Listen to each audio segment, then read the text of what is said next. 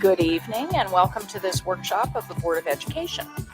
Tonight, the Board of Education will hear updates from Superintendent of Schools Dr. Mark Bedell and his staff on the school system's work towards submitting its implementation plan as required by the Blueprint for Maryland's Future, and follow that with an open topic public forum.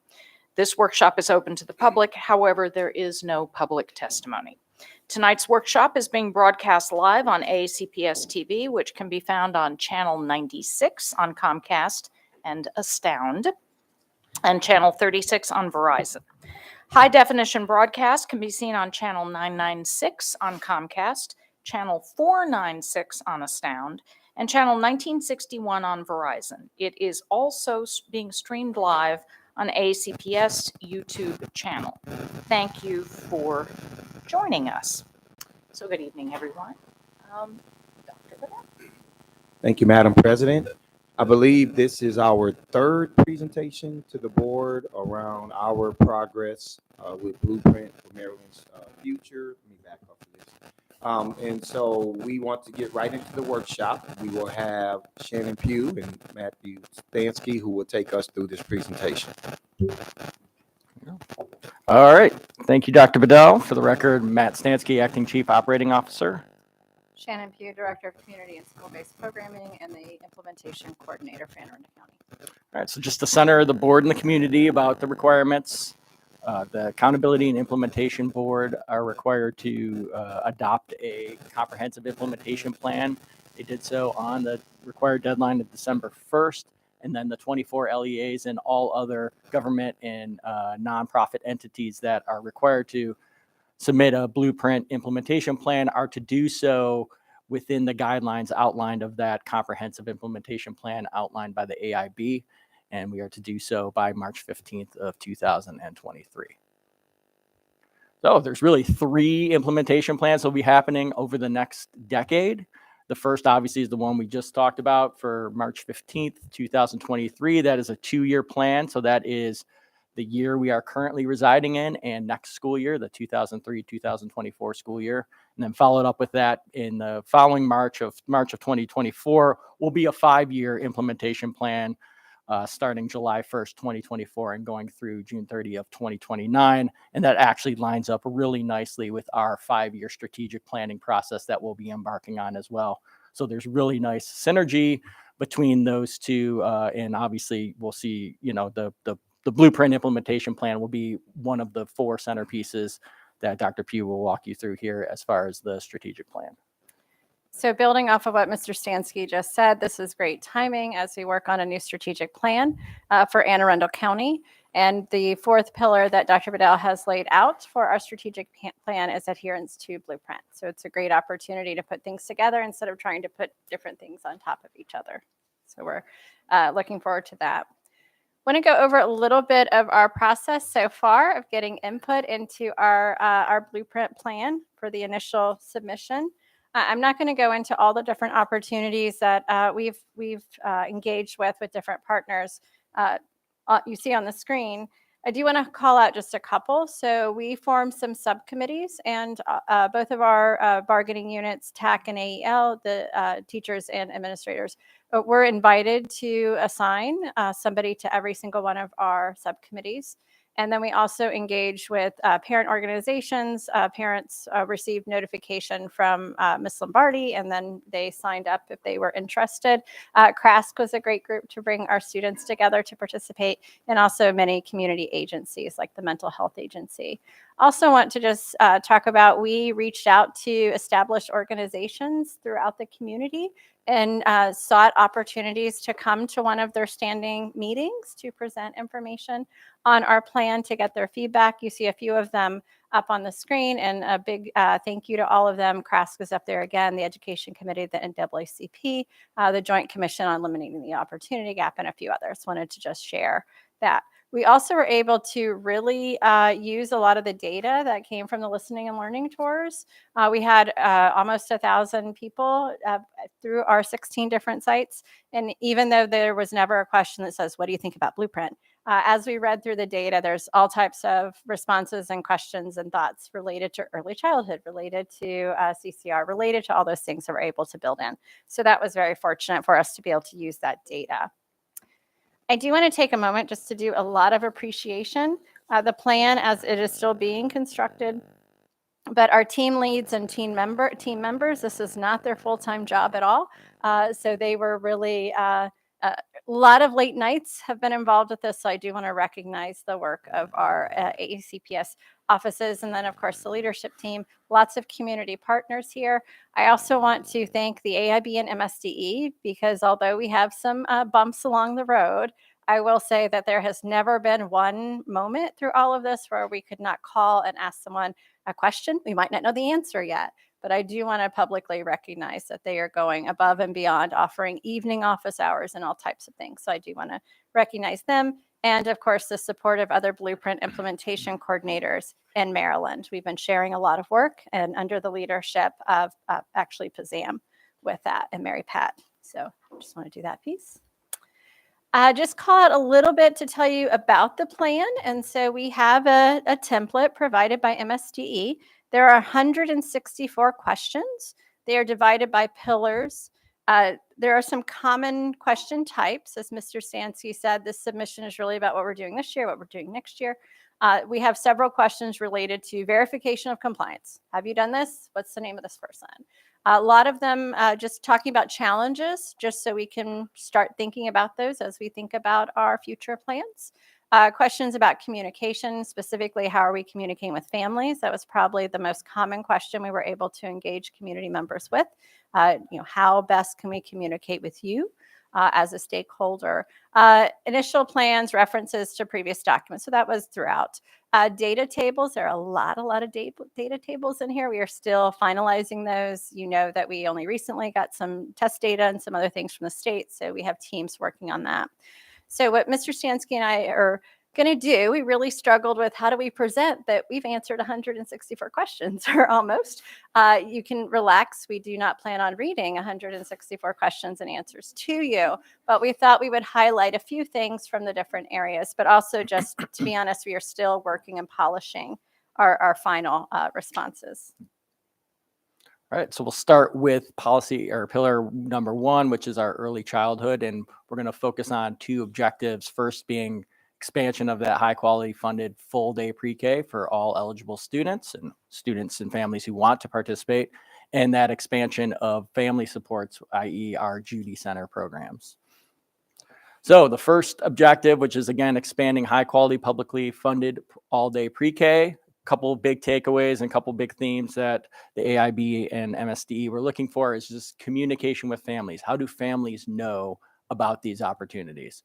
So of course, we're going to continue our traditional ways of communicating: the pediatrician's office, websites, Department of Health, Department of Social Services. But we're also going to look to expand that, obviously, with community-based meetings, libraries, visits into the communities, even like thinking about going door to door with maybe PPWs, or even in our community schools, using our community school coordinators to really get that message out. Obviously, language support as well to get those messages out is also critical. And then working with our private providers, right? Again, there's going to be increased pressure on our facilities and our limited construction dollars. And so that engaging those private partners, talking to them about what barriers remain in place for them to actually participate with us, communicating that to state leaders to maybe, get some relief when it comes to the regulatory requirements, so that we can get some of these private providers on board with us to, again, allow more students to participate in the program and without having to expend precious capital dollars to expand our building footprint in order to do this. And for the Judy Centers, so we're applying. Their grants come each year through MSDE. There's going to be 9 new grants for next year. Districts have been already notified which areas we can apply for, and so the Meade cluster is on our list to be able to apply for. Just a reminder to the board that Judy Centers must be on school property. And then again, for future considerations, there are certain regions that don't quite qualify because of the poverty thresholds, but yet still have a need there. And so we'll have to work through those areas to see what supports the district can provide in order to meet the needs of those communities as well. Moving on to pillar 2, high quality teachers and learners. Our plan the template asked us to address 3 objectives that you see on the board related specifically to recruitment, the career ladder, and then improving teacher compensation. The first part really just asked us to refer back to our diversity hiring report that we submitted several months ago. So we do that within the report. As we reported last time we were with you, we are seeing some little uptake a little bit with our new hires being more diverse than some of our current employees who've been here for a while. So under Ms. Cutchess's leadership, hopefully we're seeing some movement in the right direction there. We did have an opportunity to think about our strategies to increase the number of candidates that we might be able to pull from. We continue to build partnerships with institutions of higher education, and we do outline those within our plan and talk about our recruitment efforts. Maryland has always been an importing state, or at least for the last several decades. We are used to going to nearby states and a little bit farther to try to recruit educators who might be interested in coming to the beautiful county of Anne Arundel. But you do know our efforts to go to Puerto Rico, to go even farther across the United States. So we do highlight those efforts that we are making. We also wanted to highlight opportunities for alternative certification for recent graduates. Somebody might have graduated recently with a degree that isn't education, but education might be something that would fit well with them, that they would be interested in. So we're looking at that. That would be in addition to our very well-established RTC program, which is resident teacher program that we work with Anne Arundel County Community College for that program. So finding ways to put that together. We also are leveraging our Maryland Leads grant to find opportunities to take our teaching assistants who are in our schools and see if they would like to have some support to become teachers. And so, how can we work with them?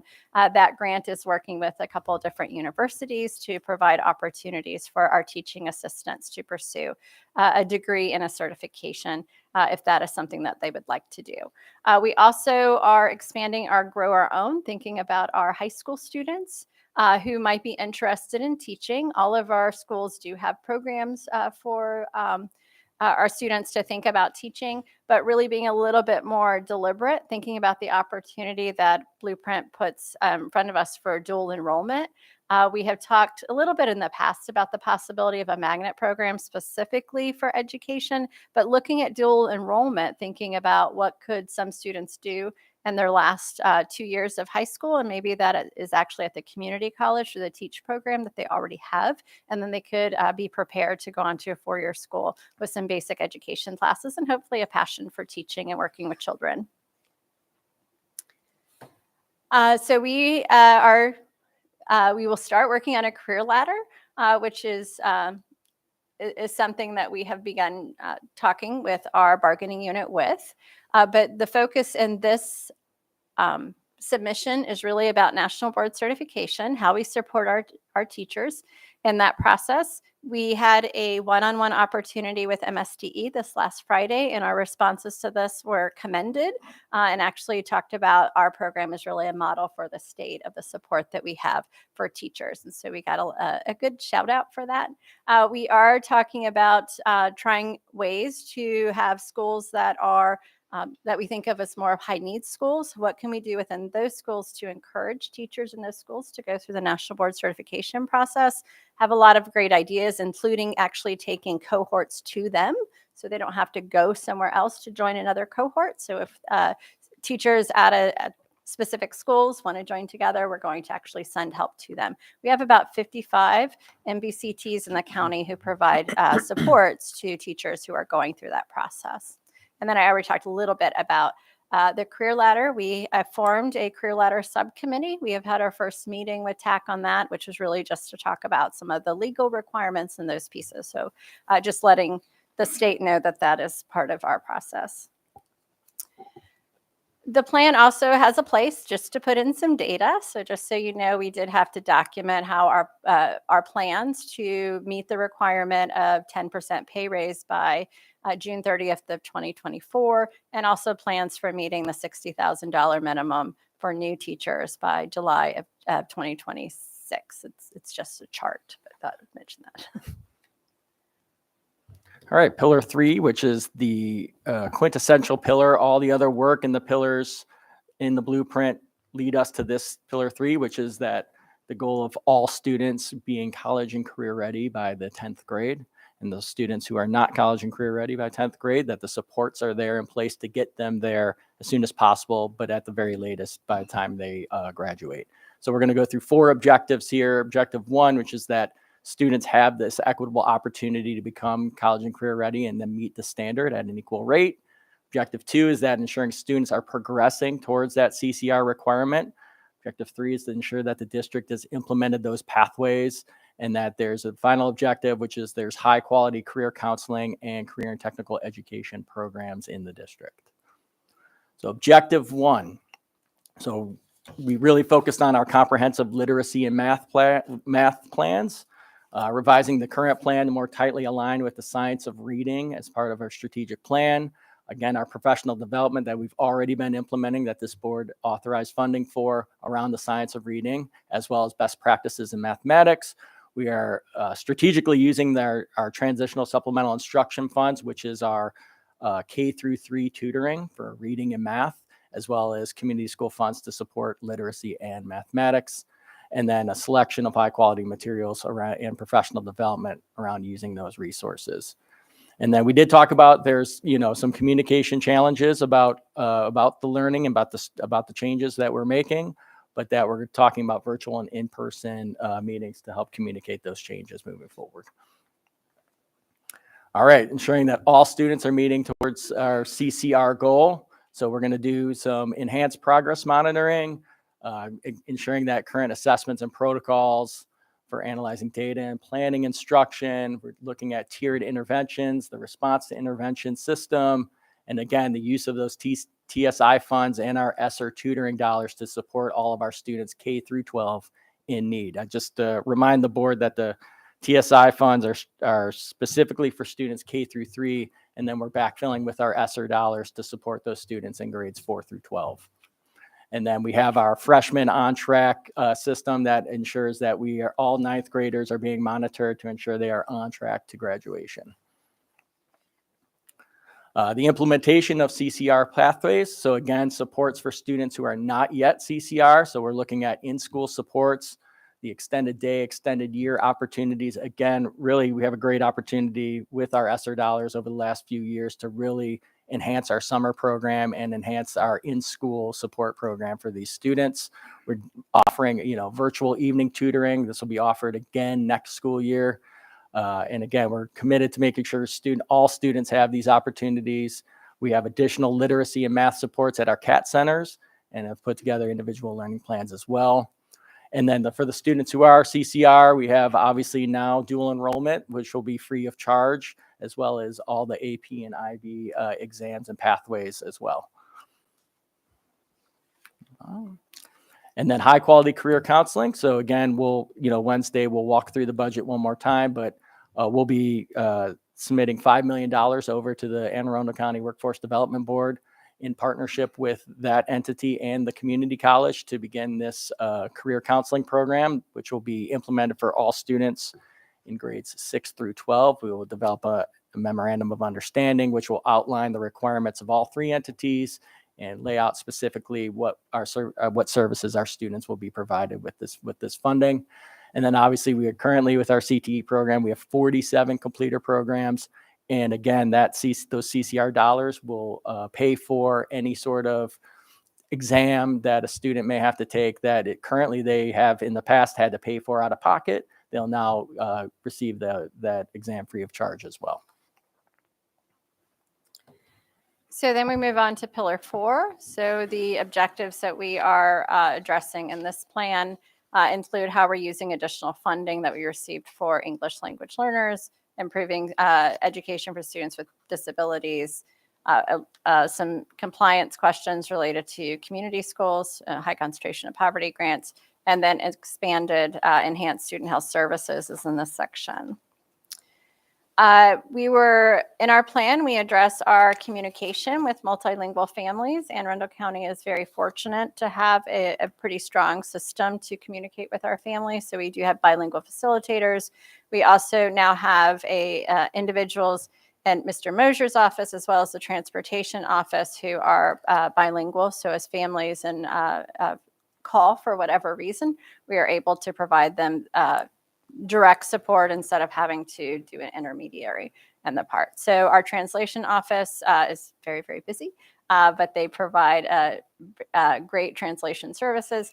And something that I'm learning about that I'm very excited about is the International Parent and Community Leadership Academy. I know that Dr. Vidal just recently signed 30 letters letting individuals know that they are part of that program.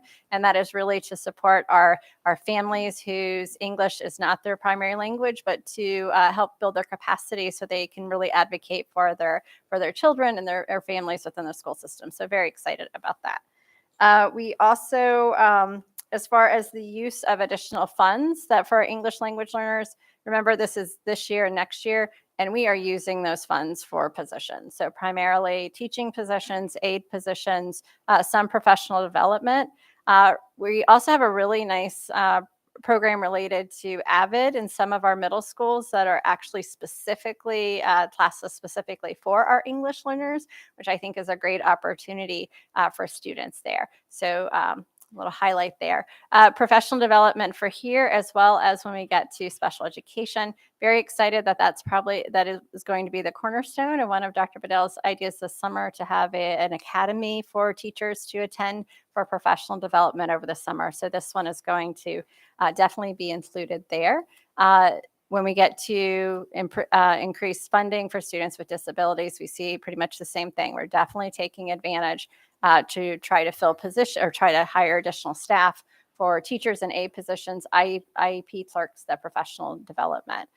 We also have, we're required to talk a little bit about the mitigation strategies for over and under identification. So we do have our team, our special education team did address this, talking about our multi-tiered systems of support that we have, and then the professional development training that we work with our teachers to identify biases, and hopefully that would lead to less over identification of some students. And then talking about how we address instruction in Anne Arundel County with our students with disabilities. And we focus a lot on our co-teaching model. That has been the foundation of our approach to teaching students with special needs for decades. So highlight that and to build upon what we have there. So we have a couple compliance questions here related to community schools. So we do report that we have 14 out of 15 community schools with a full-time program manager who is the coordinator of the program. And we also had to confirm that all of our community schools have a full-time nurse. This is also an opportunity in the plan for us to highlight the partnerships that our schools have been able to create in the process. We were given permission from MSDE on Friday, and this is for every school or every district, that we can a link to all of the partnerships, because we did talk about that in districts that are having a large number of community schools. It would be several pages in the plan, so they're just encouraging us to have a link to that. So that's what we'll have there. As you know, I know Mr. Vogelin spoke to you before about our behavioral health supports within our county, and we did have to submit behavioral health plans. In Objective 5, we refer to those plans and really outline our how we support families and knowing about the supports that we provide with primarily county agencies for student behavioral health. And then we do address, and there are challenges of addressing behavioral health, and nothing on the screen is probably new to you with post-pandemic issues, family access, and then lack of bilingual mental health providers remain challenges for us. Accountability is really primarily thought about with MSDE and AIB and that oversight. We did have the opportunity to talk about the stakeholders that we included in our plan and the teams that we will create to ensure implementation of our plan. And we were asked to identify the opportunities that we had in front of our school board. So we did mention all three of those dates with us. And we do know that we spoke to you before. These are not the only 3 times, but specifically for the implementation plan. Mr. Stansky. Yep. All right. Next steps. Just a reminder to the board and to the community that our online survey remains open until the 19th. I believe another notification went out today. So thank you, Mr. Mosier, for that. We are planning to have a final draft of the plan routed to Dr. Bedell's leadership team around the 23rd of February. After those revisions, we will submit to the superintendent on March 1st for his approval and to meet the March 15th deadline as outlined in state law. And with that, we have, again, for anybody who wants to provide feedback, we have a big survey that you can provide feedback for, or individual pillars. If you have a specific feedback around pre-K or college and career readiness, we also have that opportunity for folks as well. And so with that, again, we thank you for the opportunity to speak with you this evening, and we will happy to answer any questions you have. Thank you. Thank you very much for your continued work. I know that our district has gotten a reputation for being very much in the forefront of this work, and that's thanks to both of you and the many people who are engaged in this. So thank you. So just a reminder to my colleagues, I'll go in roll call order. Please keep your questions to 2 questions, and if there are more, we will do another round. So tonight, it's always a surprise to the board. It begins with Ms. Dent. Yeah. So I don't have any questions, just a comment. So I appreciate all the community outreach that you have done over and over again. I've gotten lots of great feedback. If there's someone in Anne Arundel County that doesn't know about what we're planning is for Maryland Blueprint, then I would be very surprised. So I appreciate not only all the groups that you've reached out to, but just answering all the questions. It's been a remarkable event, and it's been a lot of work that you put together. So I just want to thank both of you all, but more so you, for just all the support that you've done and all the feedback. So thank you. Thank you, Ms. Dent. Thank you. Oh. Mr. McGrath. I don't have any questions as of right now, but I would like to echo Ms. Dent's sentiments. Thank you. Mr. Silkworth. Thank you. So I think it's good that many of us don't have a whole lot of questions because you all have provided some really great information to us. This is a massive undertaking. I've looked at things such as the career ladder and so forth, and see so many just so many ways that can go. So I too would like to thank everybody for all of the work that you've done, and this is going to be great for our kids, but at the same time, we still have a lot more work to do. And there's a lot more to go into understanding the complexity of this.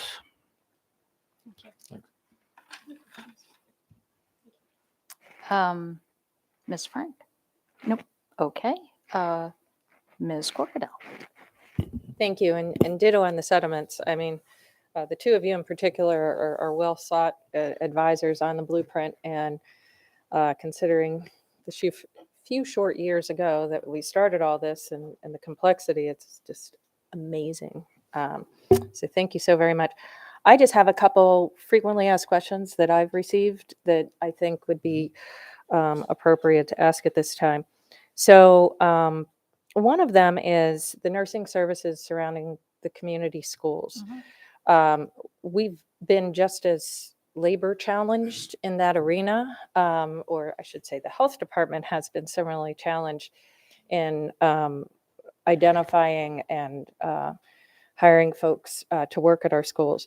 So with this being a mandate of the blueprint for the full-time nursing, were there any impacts to the other schools in order for us to achieve the full-time nurses at our community schools?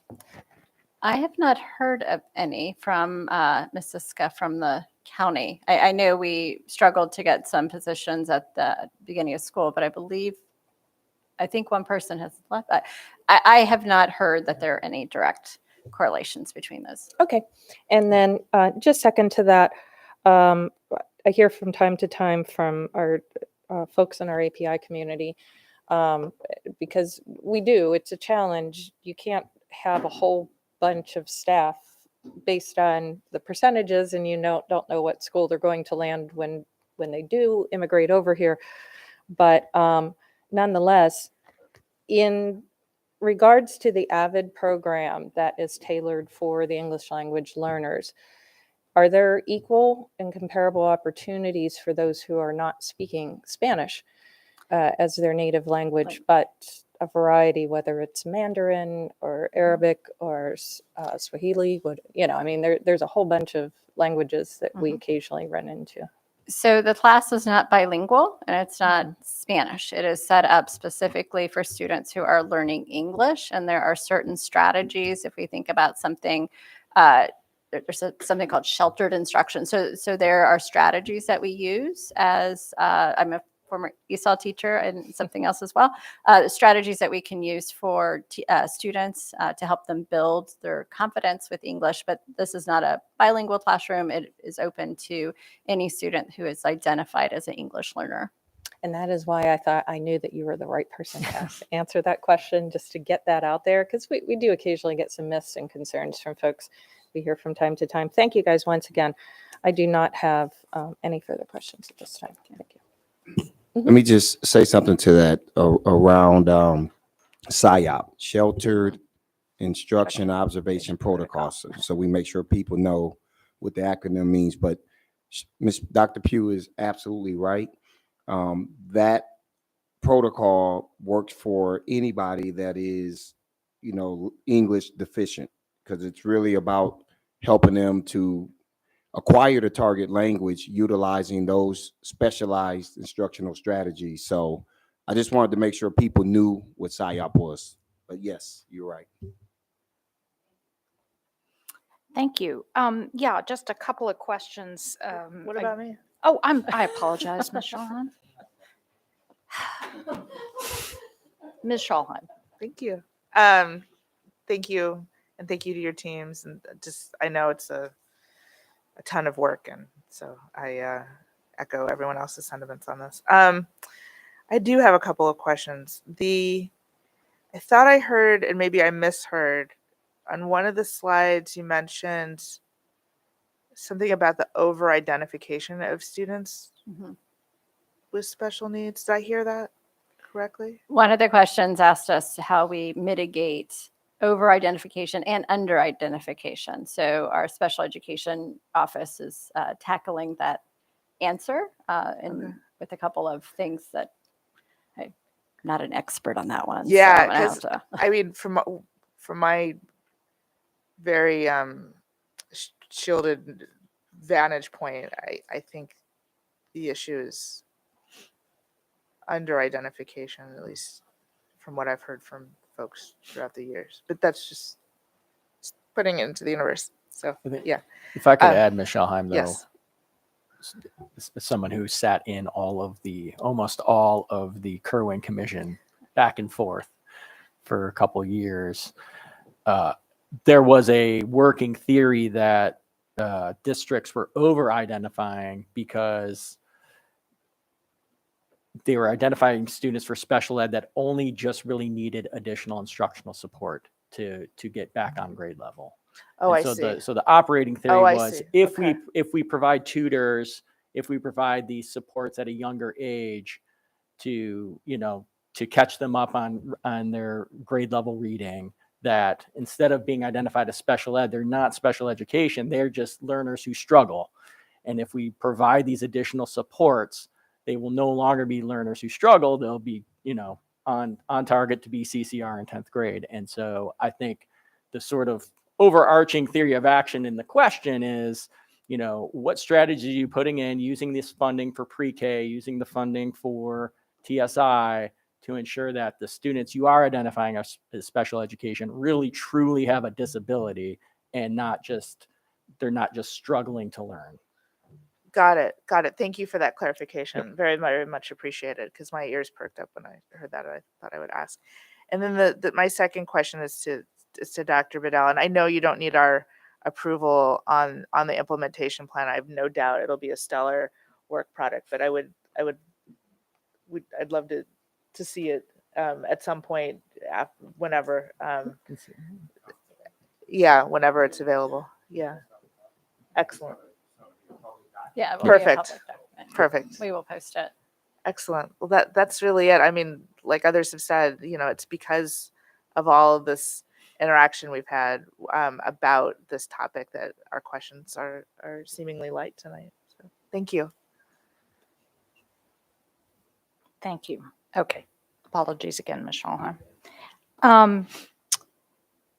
So I had a couple of questions on a couple of areas.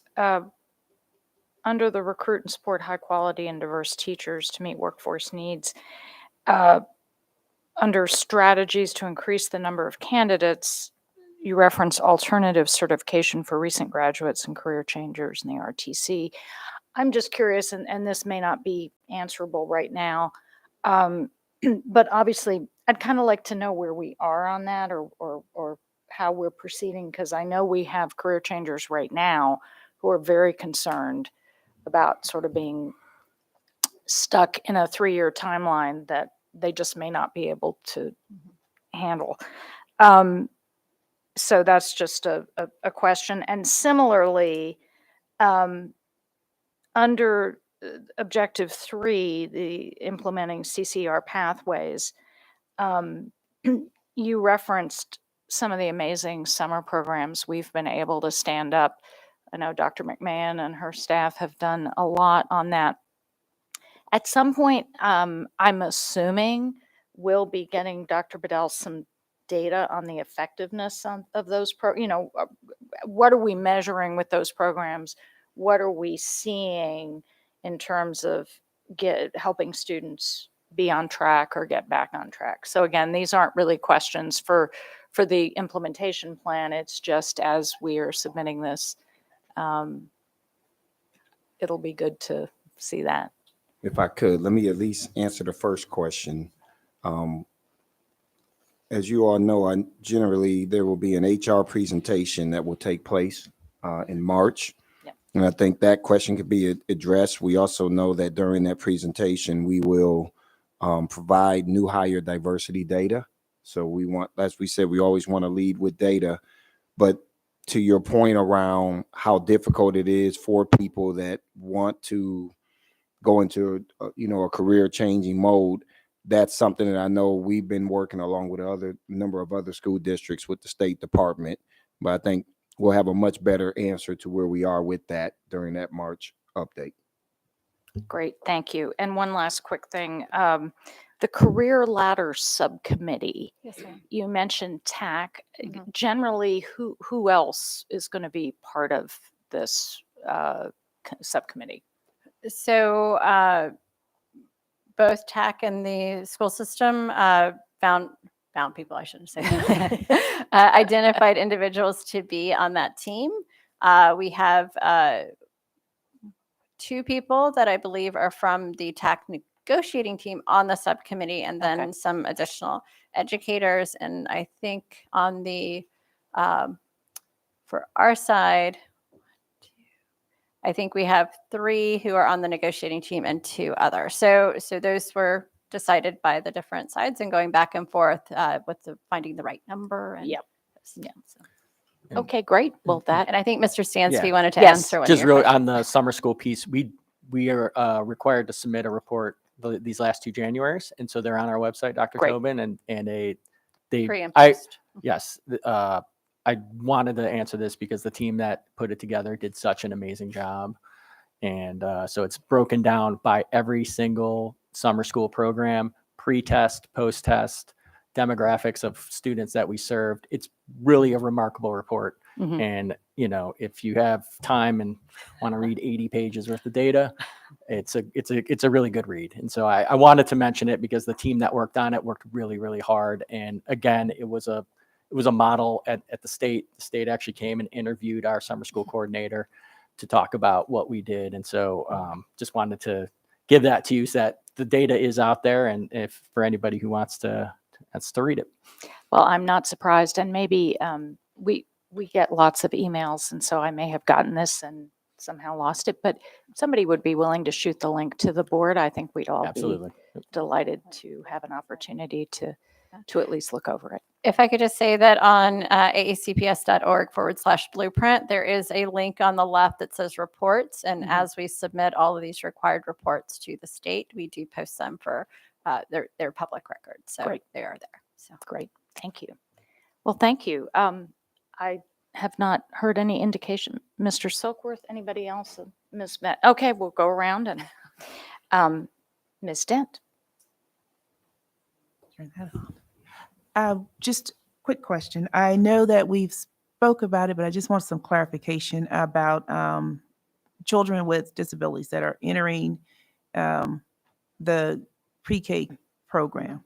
How are we, I don't even want to say targeted, how are we accommodating for those children? I know we talked about it probably privately, but publicly, I'm just asking a question because, so that's my passion is the pre-K and the pre-K. Because I think that that's where children get an opportunity to be successful by the time they're in the 10th grade, which is amazing that you're ready for college for that, right? But I am concerned. I'm concerned about the pathway for the providers that are in the private, partners. What did that pathway look like? Because they're required to have a certification by AACPS. And then the children that are, have disabilities. How do we make sure that those children early entry into the program so that they are not left behind? So as you know, child find and other aspects, we are work with the school system to identify children at a very, very young age that we believe might need additional supports in order to be successful as they move forward. Many of those students are involved. If you've ever been to, we have a Child Find Center where we have classroom teachers who work with families, parents, and small groups of children to help with some of those immediate needs and support. So, how do you get a child to roll over? How do you get a child to do some of those things? A lot of grasping, some speech therapy, and things that we are providing students from the youngest of ages. Traditionally, those students who were going to go into a pre-K setting go into something called ECI. We are transitioning from ECI in order to ensure that those students are part of the pre-K program as a total. I'm trying to think of the best word, but we're going to have those students in classrooms with other students moving forward. So it's totally integrated with that piece. In those classrooms, we do have special educators, so when needed. So that is part of the budget to request special educators as we transition, and if we need more special educators for our youngest children who are in that program. I don't know if you want to add any. Yeah, and I'm going to get a little technical here for a second, so just bear with me. Tier 1, tier 2. Those students that are identified with individualized education plans are considered tier 1 students, and that we're required to give them a spot in a pre-K setting. The issue becomes at the moment, you only get funding for those students if they're income eligible. So if they're a special education student who doesn't meet the income criteria, we have to offer them a seat, but we do not get pre-K funding for that student. I think both the AIB, MSDE realize this is an oversight, and I believe there will be some legislation forthcoming to correct that issue. We do get special education funding for that student, but we do not get the associated pre-K dollars for that student. So the goal is hopefully by the end of the session that sort of, don't want to call it a drafting error, but it is just a technical misalignment. We'll get back in alignment, because we want to obviously offer seats to those students. And it's the same goes for students where English is not their primary language, where we are to offer them a spot. But again, we do not get funding for them unless they are income eligible. And so again, I think the state will be looking to make those corrections to ensure that all tier 1 students, both income eligibility, special education eligibility, or English language eligibility, get the seats that they deserve, and that the district gets adequate funding to meet their needs.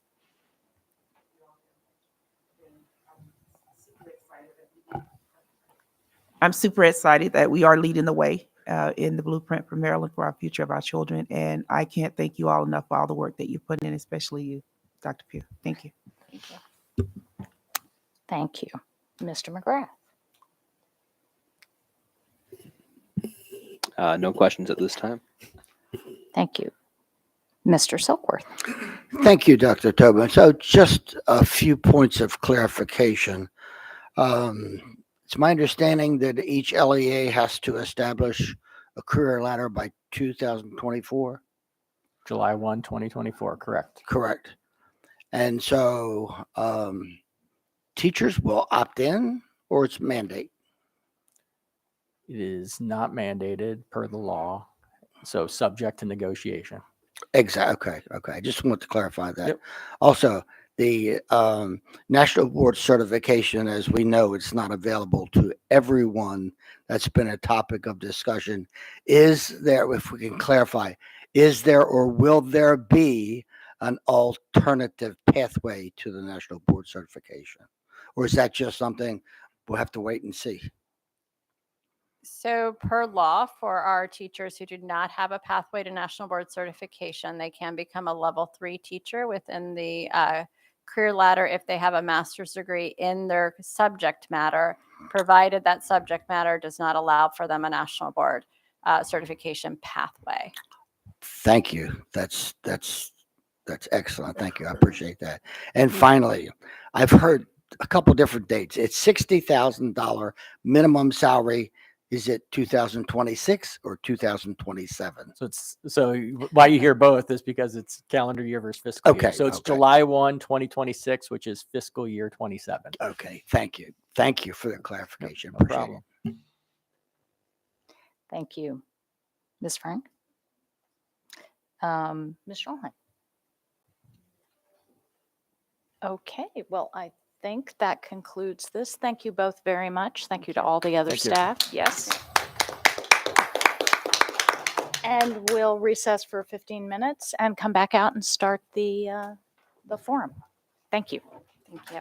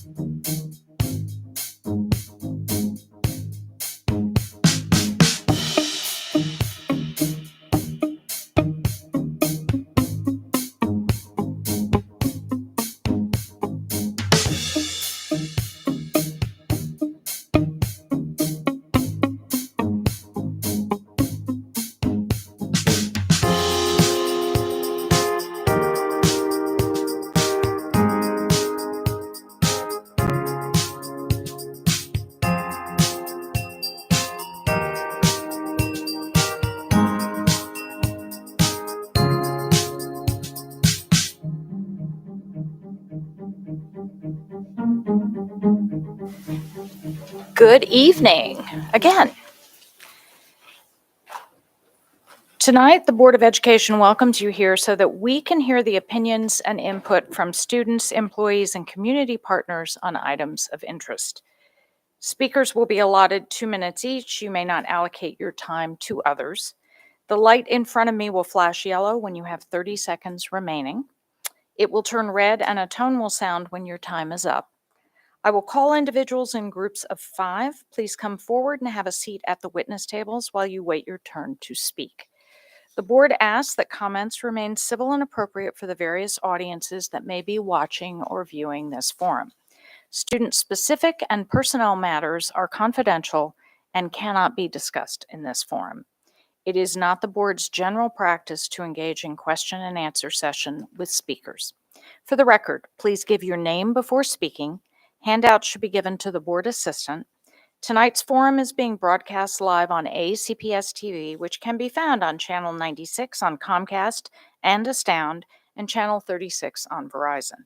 High-definition broadcasts can be seen on Channel 996 on Comcast, Channel 496 on Astound, and Channel 1961 on Verizon. Thank you for attending. All right, I will call up the first group here. Jill Schechter, Izatu, I think, Karoma, Deanne Coe, a taker, Jennifer Jackson, Jamie Herman Cugney, just have a seat.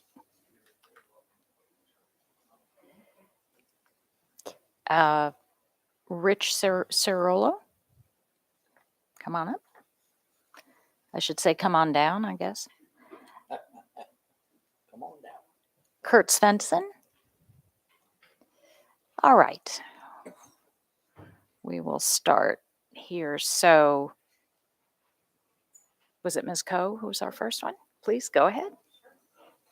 Hi, I'm Deanna Coe. I'm a parent for the Anne Arundel County Public School System, and I have several concerns on a general level, but I have children from grades 2nd to 9th grade, so I have a spectrum. And my concern really stems from, my concerns, plural, really stem from the amount of screen time that I hear my elementary age children tell me that they are engaged in at an instructional, very basic level. So that concerns me greatly. It concerns our family pediatrician. It concerns our family therapists. It concerns me as a mother who tries to limit screen time in my home. So I am basically here to advocate. A lot of my friends feel the same way. We talk about it. We're concerned. So I would say I represent a good group of people, an entire bus stop, where we talk about this issue. And I would say that in my research, I'm also an educator. And in my research, colleges are abandoning the standardized testing, this computer-based learning, for good reasons. So I would just ask that you guys consider that, ask why. I do understand from an educator's point of view that sometimes these smart tools really make teaching easier, make their jobs easier. And what I would just suggest to you is to ask, at what cost? Are we making things easier on the teachers? What is that costing our children? And who are we here to serve? So I would just want to put that out there, and I would please ask that I understand that there are classrooms where there are no limits on these children, that they don't have to use the Chromebooks for learning. So I would ask, is that an equitable situation where a quarter of the students have no limits? Thank you. Ms. Jackson? Hello. I'm a parent in the current Chesapeake cluster with a student at Pasadena Elementary. And the redistricting plan is what I'm here to speak about tonight. It actually shows no change for us in either scenario, and that's actually a problem for us. Most of our school, we live at the tip of Pasadena, right next to Severna Park. It's 2 streets over. And many of our students actually live technically in Severna Park. And we're being sent down to Chesapeake, which is further, it's further than Severna Park. I'm personally not tied to any specific school. I don't care, but I want common sense solutions here. And I think putting our kids on a bus for over an hour and adding 400 more kids to this school system, which is going to increase that time because of the traffic, is not common sense. I'm also concerned because I'm hearing from students in my neighborhood that attend the high school that often they can't get lunch. The cafeteria is overcrowded. They currently at times only have 1 bathroom open. And I'm just not sure how the school can support 400 more kids when they're only opening 1 bathroom, or sometimes 2 is my understanding. So I just think that neither of these scenarios are good for the clusters that you're currently looking at. And I would really strongly encourage you to change these scenarios because they're just not good for everybody, and not just our cluster. It's everybody. I'm seeing, around the area being brought in down the peninsula. It's going to impact families that live there that aren't even part of the school. I attended the budget meeting. It really sounds to me like right now there's no money for infrastructure for neighborhoods that have issues within that area already that need things fixed. So my concern is we're going to send all this traffic down and impact people, potentially the bay. If there's an accident, it's not good. So thank you. As we're reminded, the longest dead-end road in America. Right. Yes. Yeah. Thank you, Ms. Jackson. Mr. Sariolo? Good evening, Dr. Tobin, Dr. Bedell, and members of the Anne Arundel County Board of Education. Thank you for hosting this evening's event. I'm Rich Cerullo, Public Policy Director for a group of approximately 1,500 military and civilian family called the Parent Advocacy Consortium. We have members all over the state, the country, and the world. We are excited for the promise and all that the blueprint for Maryland's future has to offer our teachers, students, and families. We do have some recommendations as our county school system gets ready to submit its blueprint implementation plan to MSDE for approval. PAC would like to recommend that Anne Arundel County Public Schools form its own local special education work group as soon as possible and work collaboratively with local educators and stakeholders to develop a plan that includes every student, and when the state level special education work group is ready, work collaboratively to develop a more cohesive and inclusive plan that includes all students, especially those with disabilities, so that disabled and non-disabled students alike can be educated alongside of their peers in K through 12 school buildings all over the county and across the state of Maryland. Working together, these work groups can plan for and assist all students in realizing their dreams, so that our schools, as well as our students, can all benefit from improvements and enhancements to education that the blueprint has to offer every student today and for generations to come. What can this mean for all students? A 21st century education and skills, a fulfilling career, their own income, a home of their own, friends and family, a life of their own choosing and self-sufficiency. It means true freedom and choice, and not having to rely on others, family and friends to assist with their daily lives. The realized and true American dream. Thank you for your time this evening. Thank you. Mr. Svensson. Hi, good evening. My name is Kurt Svensson. I'm a relatively new member of the World Class Grads Maryland, a community-based nonprofit organization dedicated to promoting and supporting the blueprint for Maryland's future. What I'm saying tonight is a consensus opinion of the group and the testimony. The blueprint for Maryland's future is an opportunity for authentic transformation in our schools, intended to dramatically increase the number of children who are ready for kindergarten, who are strong and able readers by the end of 3rd grade, and who are college or career ready by the end of 10th grade.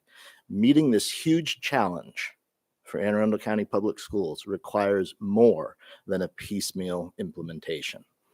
Some elements of the change we believe must take place are: promote positive and culturally responsive classrooms and schools, establish and support strong, vibrant community schools by ensuring that all community school managers and principals receive professional development in proven community schools principles and strategies.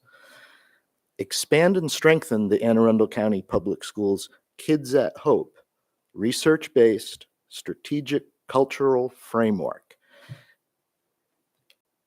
It's got proven results. Increase the number of children who are ready for kindergarten by explicitly working with business and community stakeholders to identify and utilize non-traditional locations for early childhood services and 3 and 4-year-old pre-kindergarten programs. And start now to include special education support, funding policies and practices as part of the blueprint planning. To accomplish this and all that is required in the blueprint legislation, Anne Arundel County Public Schools should designate a blueprint coordinator who can give full attention to these priorities without additional responsibilities. Thank you. Thank you. Okay, I thank you all. I will call up the next group. Julia Laws, Jean Gell, India Oaks, Janelle Connolly, and Thornell Jones.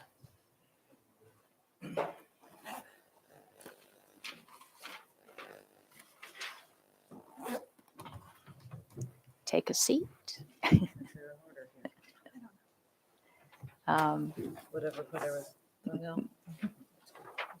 Ms. Laws, you'll be up first. Good evening. My name is Julia Lowes. I'm a Chesapeake High School parent. I drove from the longest dead-end road in all of America this evening.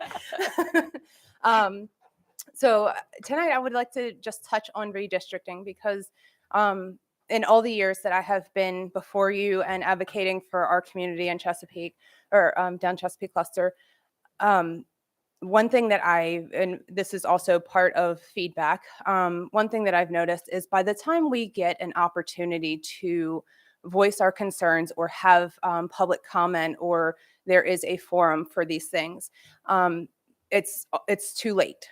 So many man hours have gone into coming up with the plan, and then it's like, okay, well, so many people are not happy with that, but it's too much work to go back and undo it. As somebody who was born and raised in Pasadena, I can tell you almost every issue, nook and cranny on that peninsula. And some of the things, maybe people, you guys haven't been on the board as long as we have lived there. One of the issues that I noticed with redistricting was one of the communities that was previously moved out of Chesapeake because there was an issue with transportation. And at one point we had to take our kids home on boats. So I would just hope that you guys would look at the equity standpoint as far, that you guys talk about that all the time. You have a community that relies on public transportation, which is not available on the peninsula. If a child ends up sick, how are those parents able to go and pick up? So these are things that we need to think about throughout redistricting. And then we also have the Severna Park families, which for years they have been advocating that they live within 2 minutes of Severna Park and they are stuck in the traffic for over a half hour to get to Chesapeake High School. So that's all that I have for you this evening. Okay, thank you, Ms. Laws. Thank you for making the trip. Ms. Gell? Thank you for the opportunity to speak this evening. My name is Jean Gell, and I live at 2752 Poplar Lane in Annapolis. I'm also a member of World Class Grads. I want to focus briefly on 2 key provisions of the blueprint for your consideration. It's really critical to increase the number of children who are ready for kindergarten. In only 40% of students entering kindergarten statewide, and just 33% of Black children and 19% of Hispanic or Latino children were fully ready for kindergarten in 2021.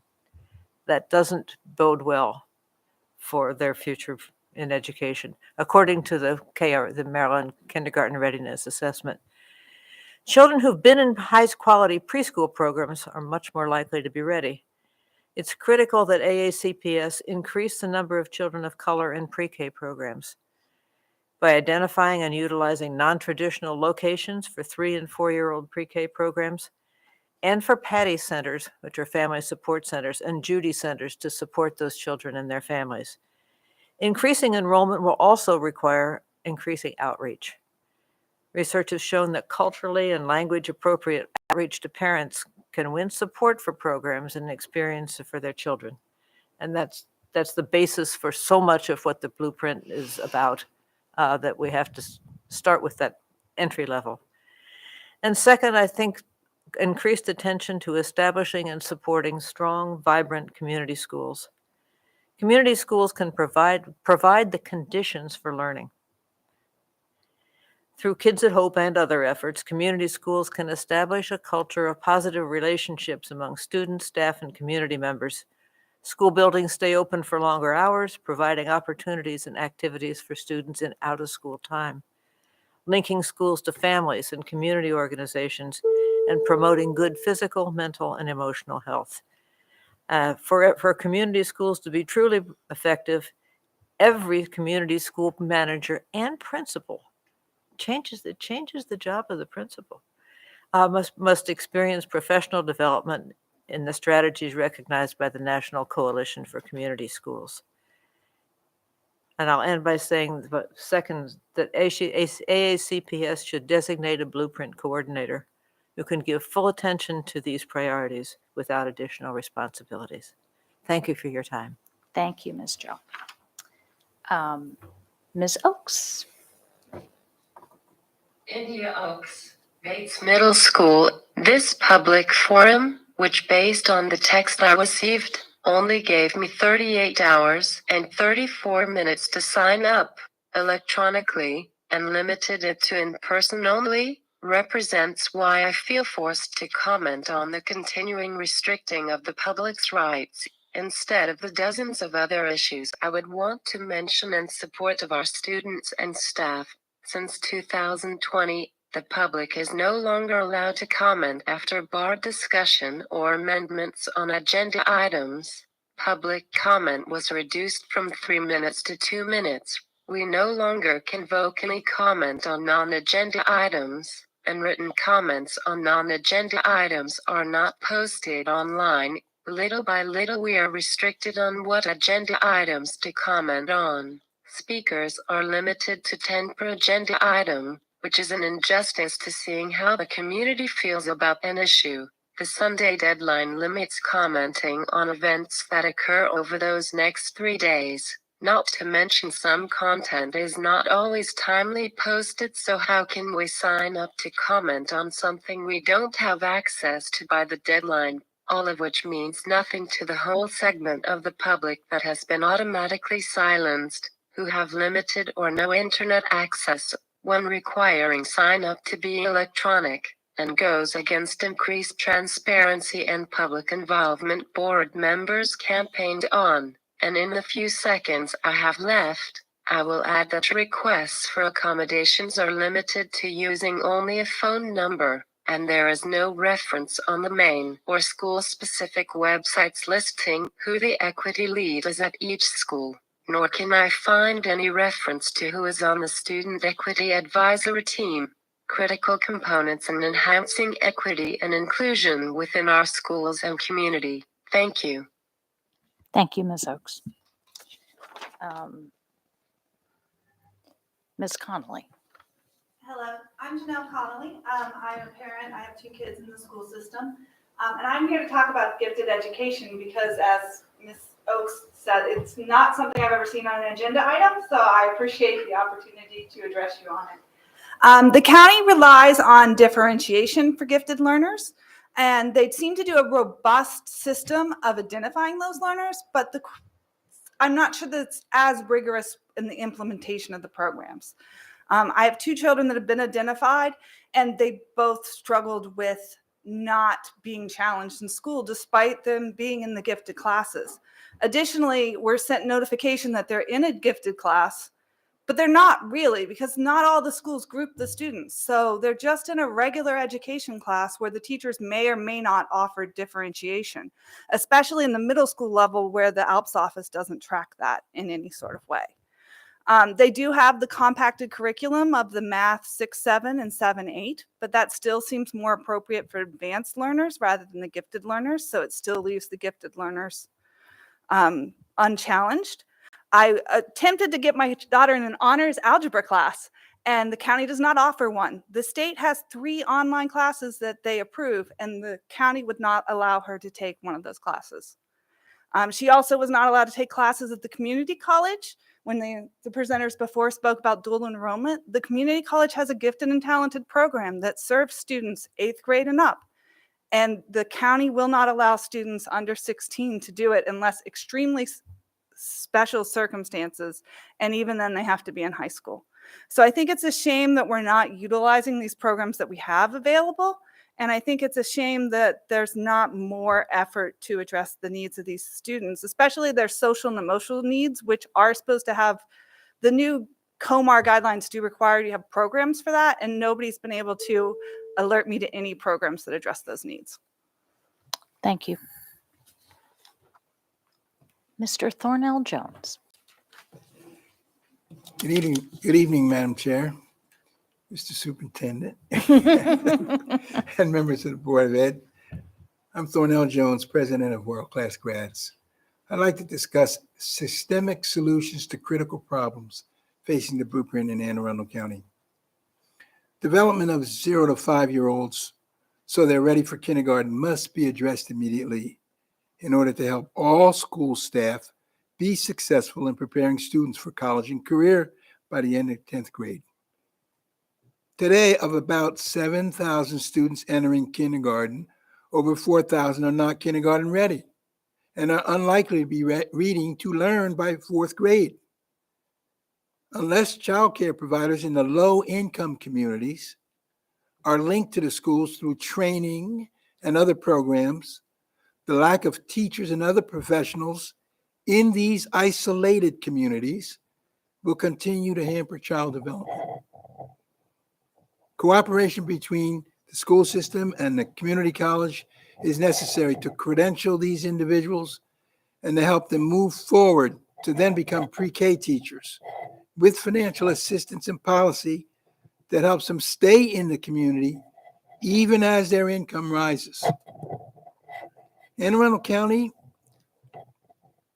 and the schools need to cooperate in determining the necessary resources each and every low-income community needs in order to participate in the supports that the Blueprint provides, especially communication and transportation, on top of the obvious nutritional and health resources needs that stem from isolation.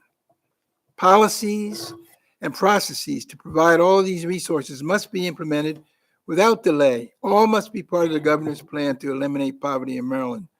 So the county must be planning mixed income housing on a large scale, and ACPS plans must support this change. All these systemic changes will help raise the level of education in Anne Arundel County and hence the quality of life for all of us. Great effort at the career end of schooling is underway with cooperation between the school system, the community college, and the Workforce Development Board. Please enhance these efforts, as well as in-school efforts to help those students already in the system become prepared for college and career by the time they graduate, as required by the Blueprint. Today, over 40%, or over 3,000 graduates each year, are not CCR. They're not community, they're not college and career ready. Please summarize. This is not preventable, not beneficial in developing a quality community that is the best place for all. Thank you. Thank you, Mr. Jones. I believe that concludes our list for tonight. Izatu Karoma is not here, I believe. And there was someone else, Schechter.